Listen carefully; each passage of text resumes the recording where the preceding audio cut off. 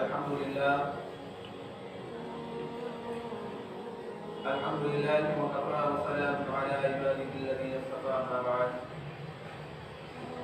अऊज़ु बिल्लाहि मिनश शैतानिर रजीम बिस्मिल्लाहिर रहमानिर रहीम फ़ज़्कुरूनी अज़्कुरुकुम वश्कुरू ली वला तकफुरून मुअज़्ज़ज़ सामिईन मुअज़्ज़ज़ नाज़िरीन व बिरादरान अज़ीज़ान वक़ार। ये सूरतुल बकरा की आयत है और इस आयत के पहले हिस्से में जिक्र का मज़मून है और दूसरे हिस्से में शुक्र का मज़मून है। और अगर शुक्र के मज़मून पर बात की जाए तो आज मादी एतबार से यानी मटेरियल एतबार से अल्लाह रब्बुल इज्जत की जितनी नियामतों की बारिश आज हो रही है उतनी पहले नहीं है। कि आज का एक आम आदमी और एक गरीब आदमी भी ये पहले जमाने के बादशाह से कई मामलात में अच्छी जिंदगी गुजारना। क्या आप गौर करें कि पहले जमाने के जो बादशाह हुआ करते थे वो रोशनी के लिए चिराग इस्तेमाल करते थे। वो रोशनी के लिए चिराग का इस्तेमाल किया करते थे और उसकी रोशनी बिल्कुल लो होती थी, मात होती थी। लेकिन आज के जमाने में एक गरीब आदमी वो भी अपने घर में उसके बल्ब होता है और वो बल्ब पूरे कमरे को चकाचौंध कर रहा होता है।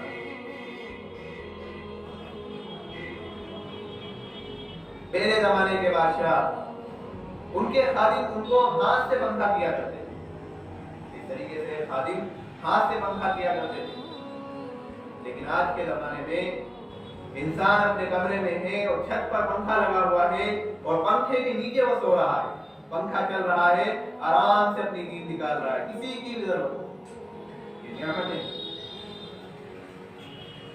पहले जमाने में लोग सादा पानी पिया करते थे, बिल्कुल सादा पानी। लेकिन आज के जमाने में इंसान को यह आरओ चिल्ड वाटर हासिल है, ये उसको इस्तेमाल करता है। इसके अलावा आप दूसरा पानी इसको पसंद नहीं आता।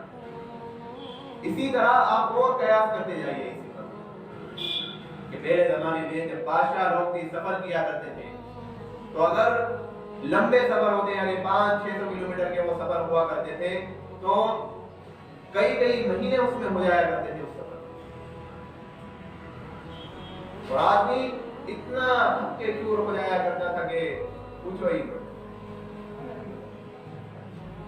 लेकिन आज के जमाने में इतना ही लंबा सफर क्यों ना हो। मिसाल के तौर पर आपको अगर यहाँ से दिल्ली जाना है, शाहजहांपुर से अगर आपको दिल्ली जाना है तो शाम को रात में आप ट्रेन में बैठेंगे और सुबह 11-12-1 बजे तक आप दिल्ली में उतर जाएंगे। ये बहुत बड़ा उतार है कि पहले जमाने में सिर्फ इंसान को इलाकाई फल जो इलाके में जो चीज पैदा हो जाती, जो उग जाती, वही उसको मिलती थी। बहुत कम इधर उधर से कोई फल आ जाता तो वो उसको इस्तेमाल किया करता। लेकिन आज के जमाने में दुनिया के एक कोने से दूसरे कोने में फल आ रहा है। कोई भी चीज वो एक्सपोर्ट हो रही है इधर से उधर और इंसान उसका इस्तेमाल कर रहा है। तो अल्लाह रब्बुल इज्जत ने अपने बंदों की कमजोरी को देखते हुए अपनी नियामतों को बिल्कुल आम कर दिया। यानी मादी एतबार से इन नियामतों की बारिश आज हो रही है, ये इससे पहले नहीं थी। लेकिन इसके बावजूद अल्लाह रब्बुल इज्जत की जितनी नाशुक्री आज है उतनी पहले नहीं।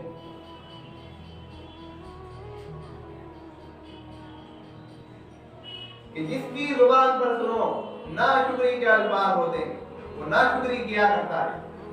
आप किसी के पास थोड़ी देर बैठ जाएं, वो अपना बिल्कुल दुखा सुनाने लग जाएगा।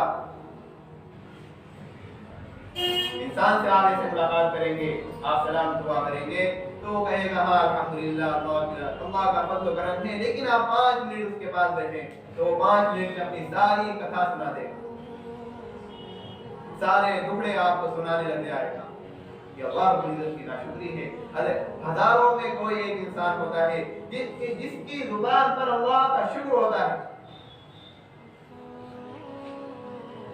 कि उस पर कितनी ही परेशानी आ जाए, कितनी ही आजमाइश आ जाए, वो कितना ही बीमारी में मुब्तला हो जाए, लेकिन उसकी जुबान पर अल्लाह का शुक्र ही रहता है, वो अल्लाह का शुक्र अदा करता रहता है। तो मादी एतबार से आज इंसान के पास यानी मटेरियल एतबार से कितनी नेमतें इंसान के पास मौजूद है, और खाने पीने की कसरत का ये आलम है कि आज का जो फकीर है, आज का भिखारी, इसको रोटी नहीं चाहिए, इसको 5 रुपए चाहिए, इसको 10 रुपए चाहिए। क्यों? इसको सिगरेट पीनी, इसको तंबाकू खाना है। नियामतों की कसरत का ये आलम है। अल्लाह रब्बुल इज्जत की इतनी नियामतें कि इंसान उन नियामतों का अंदाजा भी नहीं लगा सकता, लेकिन जितनी नियामतें इंसान को आज हासिल है उतनी ही नाशुक्री इंसान कर रहा है। आज के अब्दुल्लाह बिन रवाहा एक बुजुर्ग गुजरे हैं, एक बहुत नेक बुजुर्ग गुजरे हैं, तो वो फरमाया करते थे कि एक मर्तबा अल्लाह रब्बुल इज्जत ने उनके दिल में ये बात इल्का फरमाई कि अता लोगों से कह दो कि जब उनको रिस्क की थोड़ी सी भी तंगी होती है तो वो मजमे में बैठकर, महफिलों में बैठकर 4 आदमियों में वो मेरी शिकवा शिकायत करने लग जाते हैं, नाशुक्री के अल्फाज कहने लग जाते हैं। लेकिन जब उनके नामे अमल गुनाहों से भरे हुए फरिश्ते मेरे पास लेकर आते हैं तो मैं तो फरिश्तों की महफिलों में मैं उससे शिकवा शिकायत नहीं करता। तो इंसान की जुबान पर सिर्फ शुक्र रहना चाहिए, क्योंकि अल्लाह रब्बुल इज्जत शुक्रगुजार बंदे को पसंद करते हैं, नाशुक्री को अल्लाह रब्बुल इज्जत पसंद नहीं करते। शाह वलील्लाह मुहद्दिस दिल्ली रहमतुल्लाह अलैहि फरमाया करते थे कि बड़ी नियामतों में से हमारे पास एक बड़ी नियामत यह है कि अल्लाह रब्बुल इज्जत ने हमें इंसान बनाया, वरना अगर हमें जानवर बना देता, भाई गधा बना देता हमें, तो हम भी बोझ हो रहे होते। एक जगह से हम सामान को लादते, दूसरी जगह हम ले जा रहे होते, और हमारा जो मालिक होता वो हमें मार रहा होता, हम मार खा रहे होते। बंदर बना देता तो हमारे गले में पट्टा डाल दिया जाता और हमें गलियों में जाके नचा रहा होता और हम नाच रहे होते, जिस तरीके से वो मदारी बंदरों को नचाता है। लेकिन ये अल्लाह रब्बुल इज्जत का कितना बड़ा फज़ल करम है कि अल्लाह रब्बुल इज्जत ने हमें इंसानियत के वजूद से नवाजा है, इंसान बनाया अल्लाह रब्बुल इज्जत ने कि उस पर जितना अल्लाह रब्बुल इज्जत का शुक्र अदा किया जाए उतना ही कम। और फिर इंसान बनाकर उसने अल्लाह रब्बुल इज्जत ने हमें अशरफुल मखलूकात बनाया, अशरफ बनाया है, और अशरफ बनाने के बाद हमारे आदा भी बिल्कुल सही सालिम बनाए। आप गौर करें कि हमें इंसान बना देता, लेकिन अगर हमें अकल ना देता, हमें अल्लाह तबारक तआला अकल ना देता, तो हमारी जिंदगी पागलों की तरह कोई होती, हम पागलों की तरह भटक रहे होते, लोगों को परेशान कर रहे होते। अल्लाह रब्बुल इज्जत अगर हमें आंख ना देता, इंसान बना देता, आंख ना देता, तो हम गलियों में ठोकरे खा रहे होते, और जिनको हम माँ बाप कहते हैं उनका चेहरा देखने से भी तरस रहे। हमारे दौरे हदीस के साल में एक मौलाना अहमद नाम के तालिब इल्म थे जो नाबीना थे। तो एक दिन नादानी में हमने उनसे सवाल कर लिया कि यार अहमद भाई, आपको कुछ नजर नहीं आता, आपको इस तरीके से ये एहसास होता होगा कि मैं जो किताबें पढ़ रहा हूँ काश कि मैं इसको देख सकता, और जो उस्ताद मुझे पढ़ा रहे हैं उनका चेहरा मैं देख सकता, इस मदरसे में मैं पढ़ रहा हूँ उस मदरसे को देख सकता। कि नादानी उन्होंने हमसे ये सवाल कर लिया, तो उन्होंने ये जुमला मुझसे कहा कि आप अपने भाई को, अपने दोस्त को क्या रोते हुए देखना चाहते हो? मैंने कहा नहीं भाई, मैं रोते हुए आपको क्यों देखना चाहूंगा, तो ये सवाल आपका मेरे दादाजी ने सवाल किया, लेकिन ये एहसास हुआ कि वाकई में अगर उनको ये एहसास होता होगा कि मैं जिन किताबों को पढ़ रहा हूँ, सियाह सित्ता जो किताबें हैं, ये बुखारी, ये मुस्लिम, ये तिरमिज़ी, ये अबू दाऊद, ये नसाई, इब्न माजाह, इन किताबों को जो मैं पढ़ रहा हूँ, काश मैं इनको देख सकता कि वो हदीस वो किस तरह लिखी गई होगी, किस तरह वो दिखती होगी। जिन उस्तादों से मैं पढ़ता हूँ, काश के मैं उनका चेहरा देख सकता। अरे जिस मदरसे में मैं पढ़ रहा हूँ, काश के उस मदरसे को मैं देखता कि बच्चे कहते हैं इतना बड़ा मदरसा है कि इस तरह वो तामीर और इस तरह ऐसे उस्ताद यहाँ पर हैं। मैंने सोचा ये एहसास होता होगा अल्लाह रब्बुल इज्जत ने हमें आप दी कि अल्लाह रब्बुल इज्जत की कितनी बड़ी नेमत है।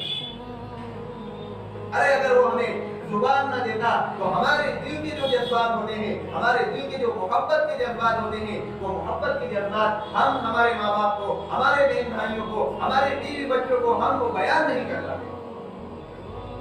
अगर हमें समाज न देता तो हम इशारे से बात कर रहे होते, इशारे से बात को समझ रहे होते। अगर अल्लाह रब्बुल इज्जत हमें पेट न देता तो हम कैसे पेदल कर सकते थे, और अल्लाह रब्बुल इज्जत अगर हमें हाथ न देता तो हम कैसे काम कर सकते थे। लेकिन अल्लाह रब्बुल इज्जत ने ये नेमतें अपने बंदों पर बिना मांगे अता फरमाई। आप गौर करें कि अगर कोई आपको 1 लाख रुपए दे, कहे कि ये दोनों आप मुझे निकाल कर दे दो, आपके पास क्या जवाब होगा? आप यही कहेंगे कि भाई तू अपने 1 लाख रुपए अपने पास रख, मुझे ये आंखें मुझे प्यारी है, तो 1 करोड़ देगा तो मुझे आंख निकाल के नहीं दूंगा। बल्कि इंसान को अगर कोई परेशानी लायक हो जाए तो इंसान कहता है कि जितना पैसा लग रहा है ये लगा दो, लेकिन मेरा इलाज मुआलजा सही हो जाए, मेरी ये बीमारी बिल्कुल दूर हो जाए। एक साहब थे, उनका एक्सीडेंट हुआ। एक्सीडेंट में उनकी जो आंख की पलकें होती हैं, ये आंख की हमारी जो पलकें होती हैं, ये आंख की पलकें खत्म हो गई, ये कट गई। यानी अब एक हाथ पर पर्दा है, दूसरे हाथ पर पर्दा है, ये पर्दा ही तो है। तो अब जख्म तो ठीक हो गया, लेकिन अब देखने में उनकी बिनाई यानी 1-1.5 घंटे बाद धुंधली नजर आती, देखने की जो सलाहियत थी वो धुंधली हो जाया करती थी। डॉक्टर ने कहा कि ये क्या है, तो डॉक्टरों ने कहा कि भाई हवा में ये मिट्टी और पानी के कुछ ज़र्रात होते हैं जो उड़ते रहते हैं, वो आंख पर आकर चिपक जाते हैं। अब इसका ये एक ही है, अब इसका हल यही है कि अब आंख को बार-बार धोया जाए।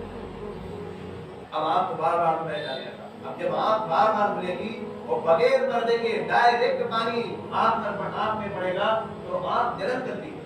भाई हम हमारे जमाने में, तालिब इल्म के जमाने में हम इस तरीके से कुओं पर नहाने जाया करते।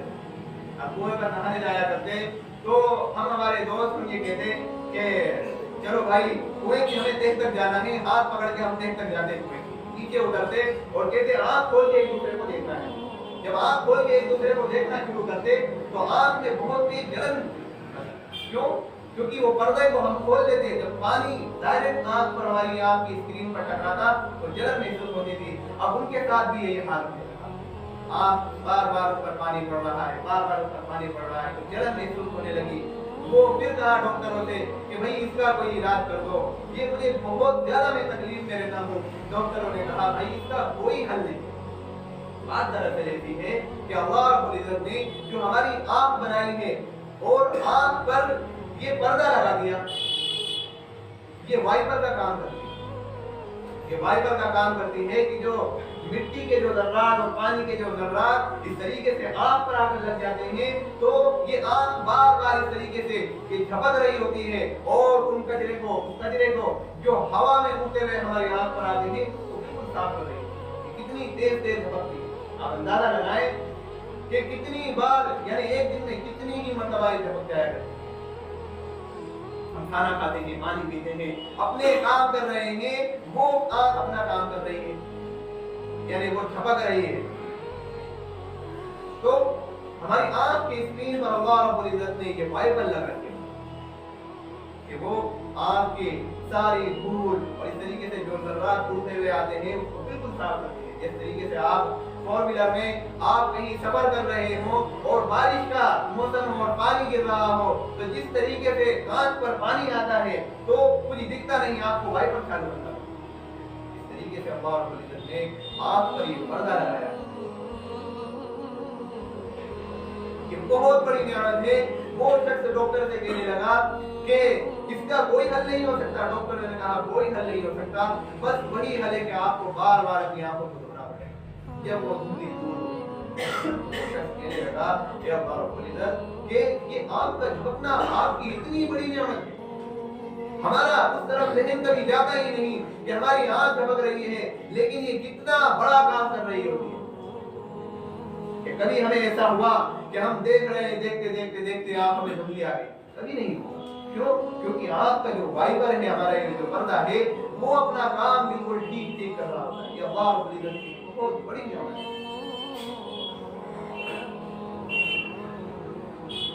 इसी तरीके से आप अंदाजा लगाएं, आप गौर करें कि अल्लाह रब्बुल इज्जत ने इंसान बनाया। अब इंसान बनाने के बाद अल्लाह रब्बुल इज्जत ने हमें ईमान अता फरमाया कि हम भाई ऐसे घर में पैदा हुए कि मुसलमान घर में हम पैदा हुए, नहीं तो हमें दाएं और बाएं का भी पता नहीं था। भाई हमारे दाहिने कान में अजान दी गई, बाएं कान में हमारी इकामत कही गई, हमारी माँ लोरियां गाकर हमें सुलाती थी, ला इलाहा इल्लल्लाह मुहम्मदुर रसूलुल्लाह हस्बी रब्बी जल्लल्लाह। इस तरीके से हमें सुलाया करती थी। हमारा बाप हमें मस्जिद का रास्ता दिखाया करता था। ये नियामत इतनी छोटी सी उम्र में हमें आता है, कितनी बड़ी नियामत है। और फिर इतना ही नहीं, अल्लाह रब्बुल इज्जत ने हमें मोहम्मद सल्लल्लाहु अलैहि वसल्लम का उम्मती बनाया। इसकी फजीलत ये है कि दीगर अंबिया इस यानी आप सल्लल्लाहु अलैहि वसल्लम की उम्मती बनने की उनकी तमन्नाएं हुआ करती। क्या सल्लल्लाहु अलैहि वसल्लम ने फरमाया कि जन्नत के 3 दर्जे हैं। 2 दर्जे मेरी उम्मत के लिए, एक दर्जा दीगर अंबिया की उम्मत के लिए। आप सल्लल्लाहु अलैहि वसल्लम ने फरमाया कि अल्लाह सुब्हानहू व तआला ने हर अंबिया को उनको यानी ये कहा कि तुम्हें जो मांगना है मांग लो, मिन मांग को कबूल किया जाएगा।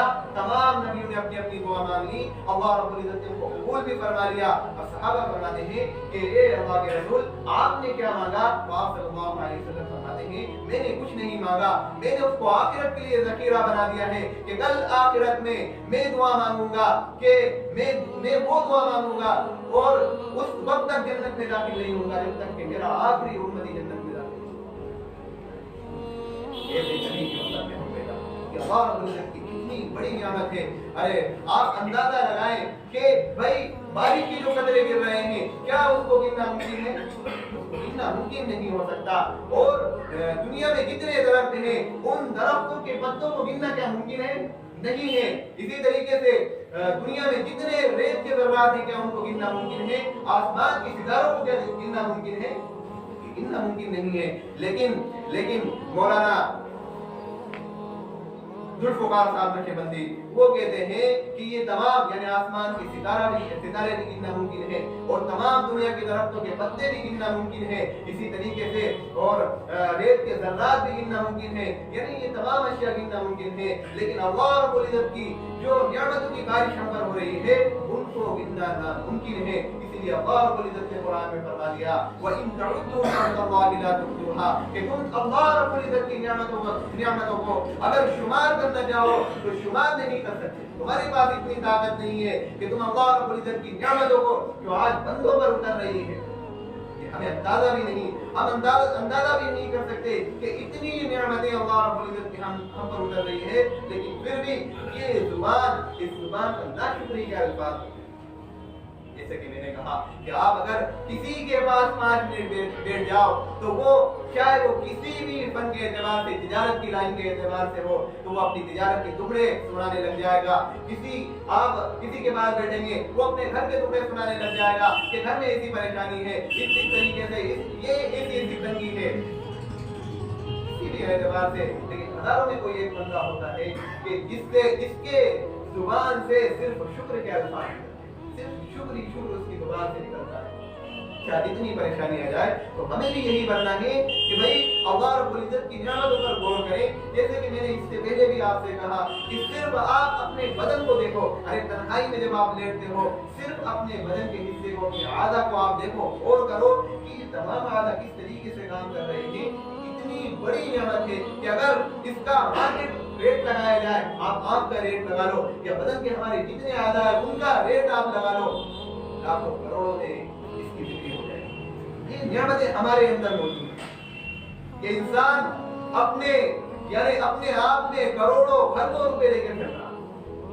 और तो करो और वो नियामतें जो अल्लाह रब्बुल इज्जत ने जो हमारे आदा बनाए हैं कैसे काम कर रहे हैं, बिल्कुल ठीक ठीक आदा हमारे काम कर रहे हैं, लेकिन फिर भी हम नाशुक्री करते हैं। अरे हमें शुक्रगुजार बनते बनना है, अल्लाह रब्बुल इज्जत को शुक्रगुजार बनते पसंद है, नाशुक्री को अल्लाह रब्बुल इज्जत पसंद